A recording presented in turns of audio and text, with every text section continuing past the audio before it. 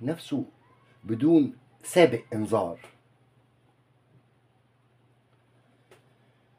الشخص ده يا برج الحمل، رغم انك كنت اكتر حد قرب له، الا انك كنت برضو المراية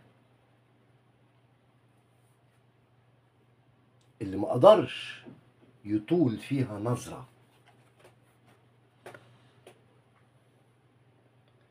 هو شايفك واضح ومباشر وفاهم وقاري كل شيء، وشايفك ان قلبك لما يحب بيحب من غير رتوش، وده بالنسبة له خطر، لانه شخص ما بيحبش يتعرى عاطفيا قدام حد ولا يوري ضعفه لحد بسهولة.